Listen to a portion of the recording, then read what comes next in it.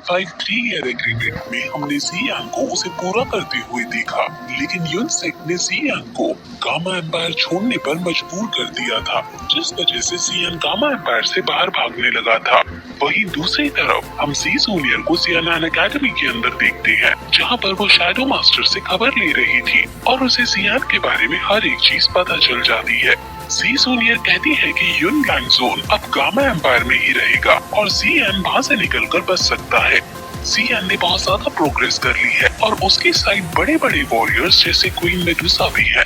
Shadow master सी junior की बहुत care करता है, इसलिए वो कहता है कि जियान तुम्हारी अच्छी चॉइस है, लेकिन अभी भी हमें फैमिली के अंदर उठने वाले सवालों का जवाब देना होगा। सी जूनियर कहती है कि जो कुछ भी हो मैं जियान का वेट करूंगी और उसे पाकर रहूंगी, लेकिन शैडो मास्टर उसे समझाता है कि आपको स्ट्रॉन्ग जल्दी से होना होगा, क्योंकि अगर आप स्ट्रॉन्ग नहीं हुए तो आपको भी पता है कि आपको कितनी बड़ी मुसीबत का सामना करना पड़ सकता है।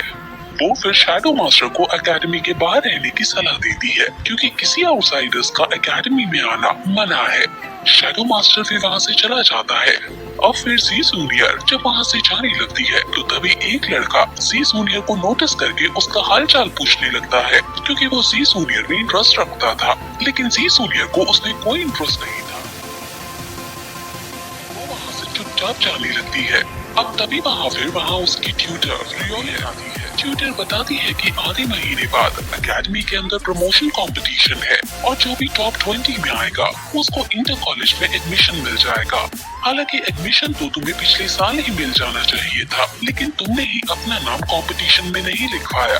सी जूनियर बहाना बनाते हुए कह देती है कि वो पिछली बार सीनियर्स को देखकर डर गई थी, लेकिन ट्यूटर सी जूनियर का झूठ जान जाती है और कहती है कि तुम ये सब सिर्फ उस लड़के का वेट करने के लिए कर रही हो जिसको तुम पसंद करती हो। वो जियान तो लड़का भी ठीक नहीं है। एडमिशन लेते ही उसने 2 साल की हॉलीडेज मांग ली। उसकी वजह से मुझे प्रिंसिपल वगैरह से काफी सुननी पड़ती है। अगर जियान तुम्हारा दोस्त न होता तो मैं कब के उसे एकेडमी से निकाल चुकी होती। ट्यूटर रियोलिन थोड़ा फनी टाइप की है और ये मजाक में की बात कर रही है।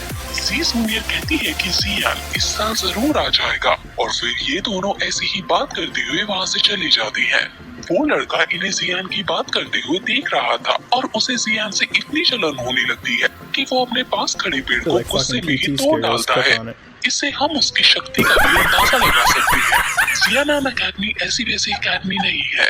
जियानान एकेडमी एक तरह से बीटीटीएच की श्रेक एकेडमी है, जिसमें सिर्फ जीनियस एंट्री ले सकते हैं। वहीं दूसरी तरफ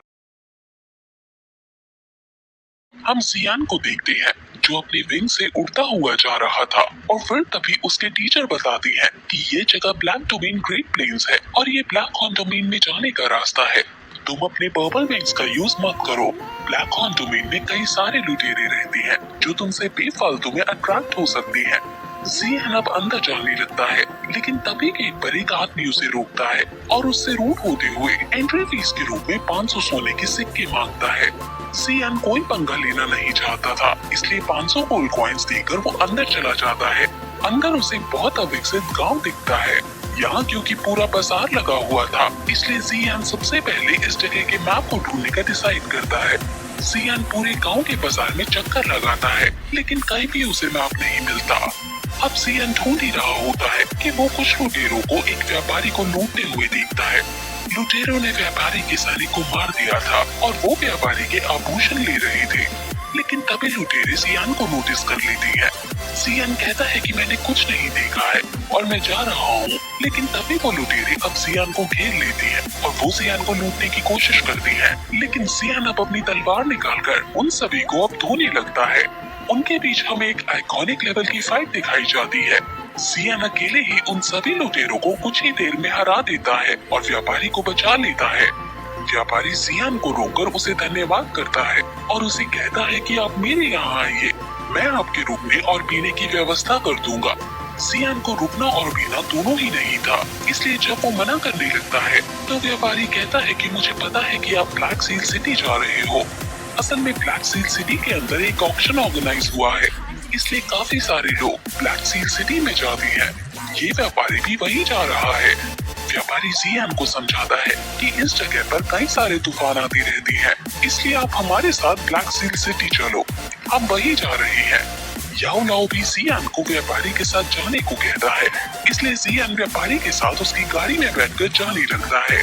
जियान गाड़ी के अंदर बैठकर मेडिटेट करने लगता है और फिर व्यापारी जियान के पास आकर वो उसे इस जगह का मैप दिखाता है और कहता है कि ये सारी जगह ब्लैक हॉर्न डोमेन है और यहाँ कई शक्तिशाली लोग रहा करते हैं। हमारा कारवां ब्लैक सी सिटी जा रहा है और ये केनार्ड कॉलेज के बिल्कुल बगल में ही है। ये जगह एक बहुत शक्तिशाली शक्ति जिसको 8 डोर सेक्स कहते हैं उन्होंने एस्टैब्लिश की थी। उनके लीडर का नाम युआन यी है और ब्लैक लिस्ट में वो टॉप 10 के अंदर आती है। जियान ब्लैक लिस्ट के बारे में पूछता है, जिस पर व्यापारी बताता है कि ब्लैक लिस्ट वो लिस्ट है जिसमें ब्लैक हॉर्न डोमेन के सबसे स्ट्रॉन्गेस्ट लोगों का नाम है। ये लोग काफी कंपटीशन जीतने के बाद इस लिस्ट में आए हैं, इसलिए इस लिस्ट में आना हर किसी के बस की बात नहीं होती है। जियान अब ब्लैक लिस्ट के टॉप पीपल के बारे में पूछता है कि अब वो कहाँ है।